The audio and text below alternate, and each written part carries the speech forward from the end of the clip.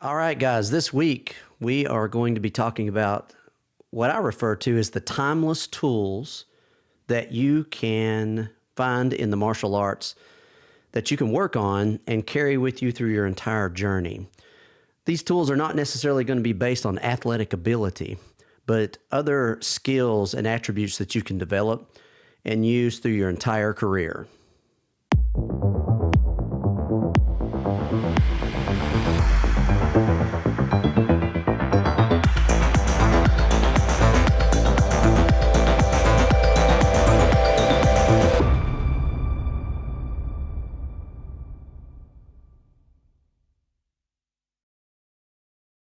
All right, guys, welcome to the Warrior's Path podcast. My name is Alan Baker, and today we're going to be talking about some of the timeless tools in martial arts, non-athletic answers that you can develop and use for self-defense in martial arts, things that you can carry with you for your entire journey. So this topic, we're talking about it because I get this question quite often. Individuals who, they've trained previously and loved it. They've gotten an injury, getting a little older, starting to slow down a little bit, and they just drop out of it. And they start, they're the guys that talk about the good old days. I can't stand that. Right now is the good old days. I'll commonly tell my guys at the academy, if you hear me saying that, slap me, because I'm not one to live in the past, and I want to focus on the here and now. So I'm not a big fan of talking about the good old days. Not that you can't sit around and tell a war story every now and then, because you're probably never going to stop that habit in martial arts. Anytime experienced martial artists gets together, there's going to be war stories that are going to start coming out. But one of the first people I think of when I start focusing on this topic is Guro Inosanto. And I've been very fortunate to train with Guro for decades. And I remember in my 30s having him stand up in front of the class and tell everyone that you are going to have to make adjustments for every decade at a minimum that you are in the martial arts. So pretty much every 10 years, you're going to have to start making some changes. You're going to have to adjust how often you are doing recovery, how often, you're spending time stretching prior to training. And I can now, after being in the martial arts for 44 years, I can contest to this. Where I used to just dive straight on the mat with the guys and start going to work, my warm-up was kickboxing. It was just diving straight into grappling or knife fighting. And now I show up early, really before everyone else, and I'm going to spend 30 minutes to an hour just loosening up the body and starting to prepare it for that type of training. So Guro was right. Another major area he mentioned to me was how your diet is going to have to change. And, he was experiencing this in his career. You have to start eating a little different. You have to adjust the amount of protein that you're taking in, the type of foods that you are going to consume. How clean are they? Because it has effect on your recovery, the amount of energy you're going to have for your training sessions. So for me, he was speaking to the future Alan. And, like I said, I was hearing this in my 30s. And this year I'm turning 54, so I can contest to how correct he is. But I was so fortunate to have that because I did make that plan. I did listen, thank God, and I sat down and said to myself, what can I do to prepare for this? I have this mentor telling me I'm going to have to make these changes, and he gave me the areas that I was going to have to make those adjustments. And I was fortunate to start building a plan to make those changes as I went into the future, because my goal is to be like Guro Inosanto. He is still on the mat even to this day. training, teaching classes, private lessons. The man's incredible, and that's what I want. I want to be doing that at his age. I want to be still training and active in the martial arts. So the topic of this podcast, one of those areas that we discussed was the type of things that you are training. There are things that you can do in self-defense and martial arts that are very athletic based. And there's nothing wrong with that. It's just, as you start to travel through your journey, you have to take into consideration maybe a technique that is a more athletic technique. It takes more strength, explosive power, and speed to do.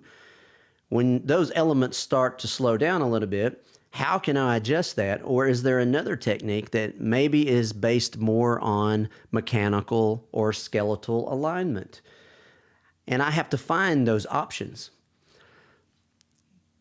This makes me think of another principle that was taught to me in my teens by, again, one of my Kung Fu instructors. One of the comments he made at that time is he was discussing Shaolin Kung Fu at that time.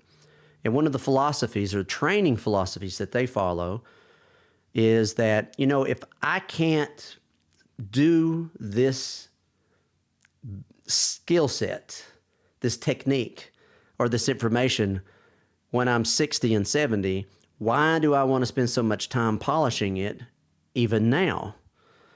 I didn't quite understand that when he first taught it to me, but again, as I went through the journey, now I get it. Because you're going to spend years, decades, polishing these things. So if it isn't something that I can still apply, even later in my journey, the way they look at it, and their philosophy on it was, why do I want to spend a lot of time and energy on it now? Now, I understand that younger, stronger, faster, you're going to apply those things, and you should. That is the salt and pepper you can sprinkle over any technique. But there are some things that you can put into your arsenal that are solely based on those things. And if you build your entire skill set, your plan, your outline for your martial art or your self-defense around those things, then you're going to be one of those guys that is sitting around talking about the good old days. Back when I could do this. Back when I had the strength to do that. And we don't want that. You want to be able to sit down and intelligently choose things that will still be with you later in the journey. Or they'll still be with you if you're injured. I can contest to this too. There's a lot of things that I was doing 20 years ago that I can't do now after certain injuries. But it's not that they're not as effective. Actually, they're more effective because having those injuries and getting a little older, I had to start looking at options that were more mechanical, that were based more on, like we said earlier, skeletal alignment or positioning of the body. And for me, they turned out being better. So again, it's something to think about, that philosophy. And one more, I've got to give credit to one more individual, one more major mentor is Master Pedro Sauer. And he will commonly, when he's teaching, make the point of finding the proper mechanics or the skeletal alignment needed for whatever you're doing. And now sometimes, it takes a little time to do that. If you've got that strength and, you're going to rely on it. But like Master Pedro, he's been in the martial arts for decades. And he is still on the mat, still training. He still does it. And I've watched him do it with larger, younger opponents and still do it well. Because he built his knowledge base, he built his plan, his outline around mechanics, skeletal placement. And it still works for him to this day. So what are some of those things for me? I've been very fortunate to look and be involved with multiple different martial arts. So this is actually a large list for me. Once I started seeing this mindset, I started seeking these things out. And I have a terrible habit of creating a list. And I guess that comes from being a teacher for almost 3 decades. Every time I start to get into a subject, what is the list? How can I convey it? What is the way I can teach it? So we're not going to run down that entire list because we don't have enough time, but I'm going to hit some of the major ones off of that list. So what are some of those timeless tools that you can start to think about? One of them is timing. And I teach this really often in multiple different systems. To me, it is a universal principle. And what I mean by a universal principle is it's something that you not only can apply on the martial arts mat, you can apply it in life. You can apply it in business. I have applied the principle of timing in multiple different areas of life. So when we look at time and having good timing, it's not something that you necessarily have to have a peak physical condition to do. Even with an injury, a little older, a little slower, you can still perfect your timing to the point where you can be effective. One of the first things I teach in timing is there's 3 different levels of time. You can be ahead of time, on time, or behind time. And you can apply this concept to any technique, training method, attribute, anything. And I'll commonly say, I want to train to be ahead of time, but I'm going to be prepared to be behind time. When you learn a technique, it should have at least both of those elements because you don't always get to choose. But again, timing is something that is timeless. You can develop it, polish it, get better at it, and there's multiple ways to develop timing and the different breaks in time. When you look at Filipino martial arts, a lot of the flow drills that they teach first teach you time, and then they'll start to break time. You start end up being to apply different moves or ideas on half beats or quarter beats. And the depth of understanding for that time just makes you better. So another area or another timeless tool would be position. When I talk about position, I'll commonly break it up into 2 areas. One is like body placement. And one of the first areas I teach this is the inside of critical distance. Anytime you start to have an encounter with someone, a lot of times it starts as a social encounter. I'm having a conversation, and maybe it heats up, and it starts heating up to the point where it's going to be an assault level exchange.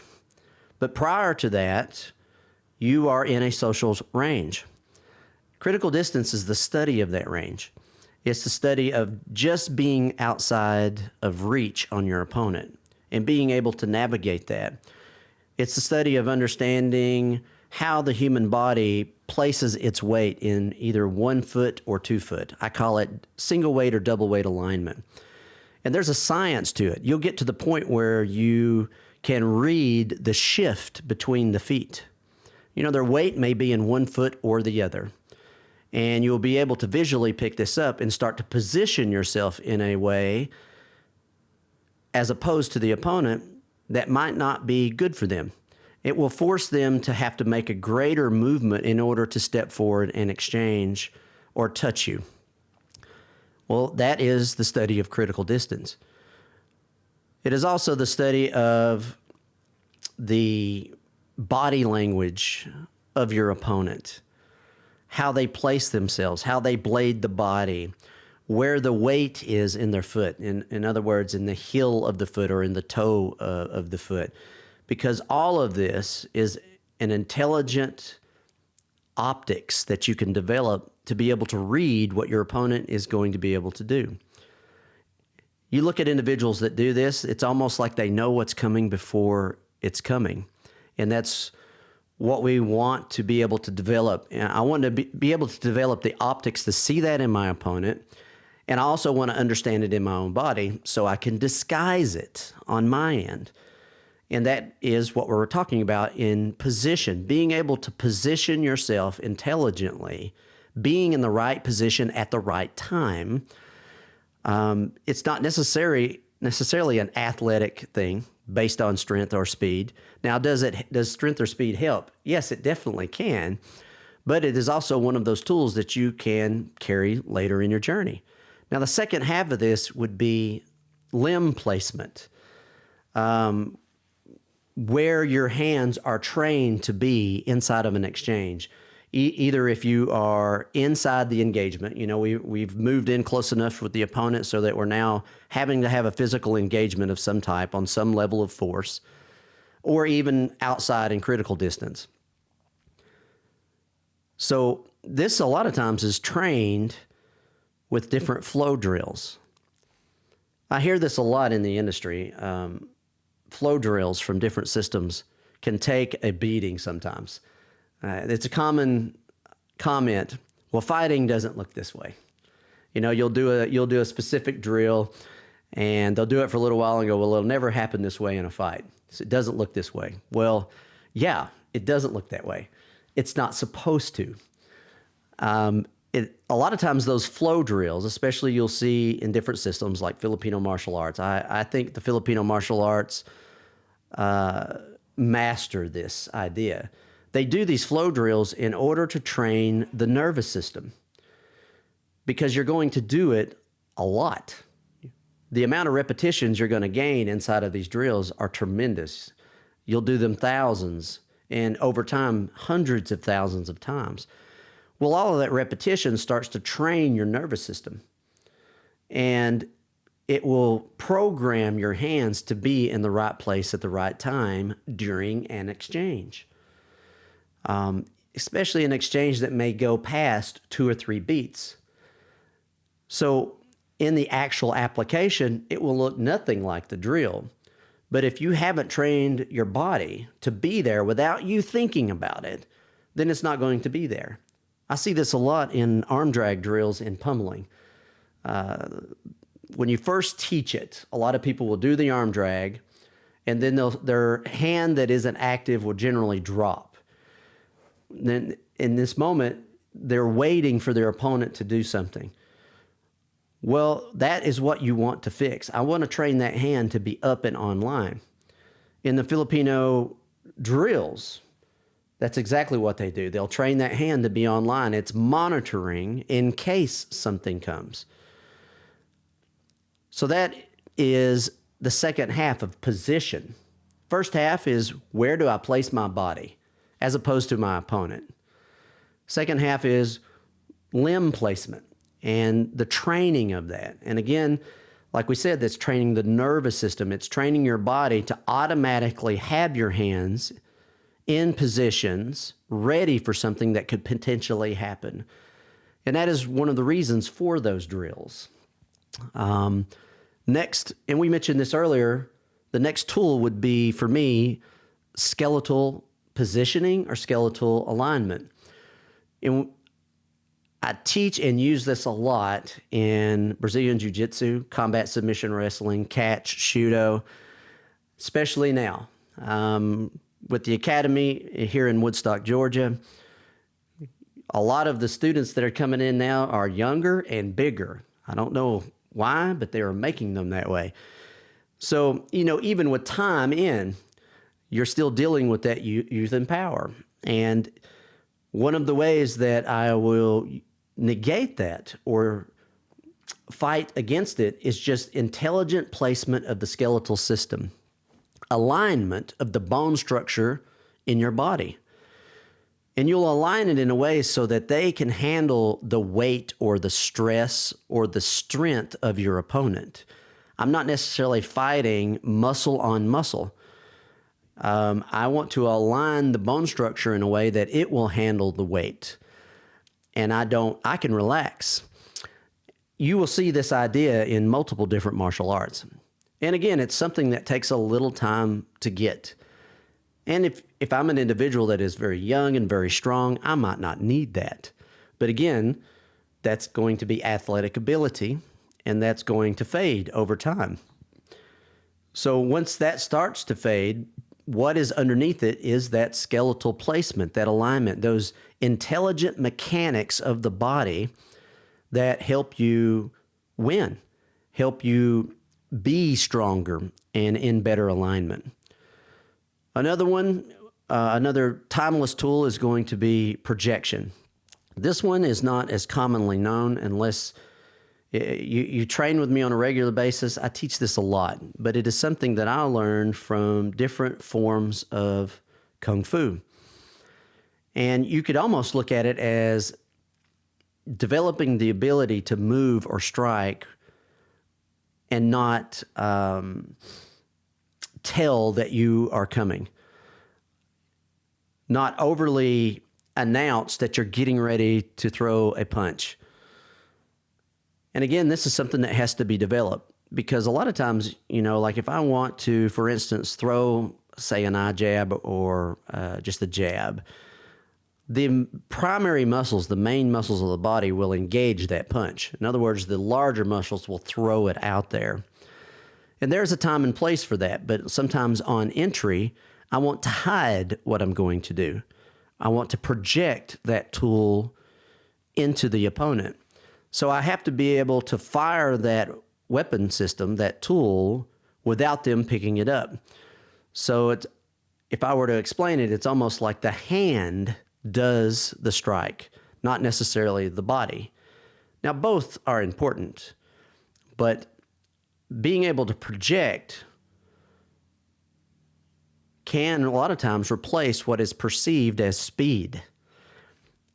You can have a good projection and your opponent will say, you are very fast. But the truth is, if you watch it from like a side angle, it's not that fast. It's just that you're not telegraphing it with the larger muscle groups of the body. It's a learned skill, just like all of these other things are. But the nice thing about it is it can be a skill that not necessarily based on athletic ability or speed. It's something that you can learn and get good at to replace those ideas. And another area that I wanted to put on this list is connected to the self-defense study. Like a lot of these things, if I am in martial arts, regardless of the system I'm studying, I can apply them to that art. And to me, you have self-defense, self-protection, and you have martial art. They're all different categories for me, and this one falls a little more in self-protection. And it's just doing advance work. Now, I borrow the term advance work from the bodyguard world. I've been fortunate to be involved with it probably 15 or 16 years now. Advance work is something that an agent will do for a client. They hire you to come in and do protection work. Maybe you want them to protect you on a schedule for something that you're doing inside of a city. Generally, that protection agent will come in a day or two early, and they will visit everywhere you're going to go on that schedule, and they will do advance work on it. They'll know all the routes to the different locations. When you get to the locations, they're going to know all the exits, all the entries, all the hard rooms, where are the good guys, where are the potential bad guys, where are the weapons in each area. They advance the location. Well, you can do this for yourself. I commonly teach this in a lot of self-defense programs is just self-advance. And again, you might not be able to travel to the location. You might have to do an on-the-spot advance. But knowing how to do this, where to look, what to look for, puts you ahead of time in the situation. It's just pre-planning, but it's knowing what to pre-plan, how to pre-plan that's important. Well, a lot of this, why talk about it in this topic? Because it is a major element of self-defense. If you know how to do these things, it's going to put you ahead of the curve. It's going to put you ahead of the bad guy. It's a common term. One of the first ones uttered in class at the Executive Protection Institute twice a year when they have that class is think like the bad guy.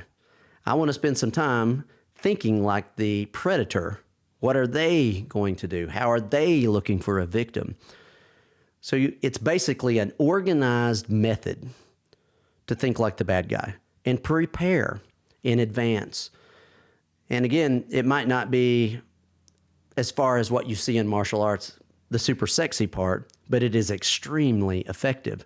I mean, one of the reasons you would train in martial arts is to protect yourself and your family. And, it's not always about the being a fighter part. Sometimes you have to be a planner as well. And the better you plan for whatever you're doing, vacation, a trip across town, you're going to be safer, which is one of the main reasons why I train. Now, of course, there's many other reasons. Even for me, training for fitness, maintain a certain level of movement and strength in the body, of course. But it's something that I wanted to mention on this list because it is a timeless tool.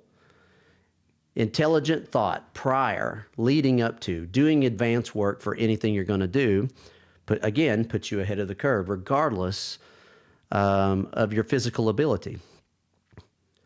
Okay, guys, so like we said, I'm going to keep the list pretty short. We talked about timing, position, skeletal alignment, projection, and advanced work. And there's many more things on this list, but I don't want to spend too much time talking your ear off. So with that said, guys, shift your perspective, how you see things. And off of that perspective, take action and start to transform your world. Make a change. That's one of the things that I want to do more of. And one of the reasons I'm out here doing this is I want to create more people, more warriors that are willing to step forward when it is needed. I think that we need more of those types of personalities in the world. And that's one of the goals that I have for putting this information out there. Just a quick break to talk about some of the things that we do to help you get more training and be better prepared. We've got two major elements on the website. One is video training. We've got three, right at the current time, we've got three major video training academies. One that is very grappling based. One is based on Warrior's Path, which is a self-improvement program, and the other one is based on the civilian tactical program that we offer. Additionally, we do a lot of in-person training events with different groups around the United States, and this year we're hosting quite a few more at the Academy in Woodstock, Georgia. So you can find those in-person events and that video training and those options on the main website. All right, guys, I appreciate you taking the time to listen today. If you got some value out of what we're doing today, please like and subscribe. And additionally, if you think you know someone else that may benefit from what we're doing, share the podcast with them. We would greatly appreciate it.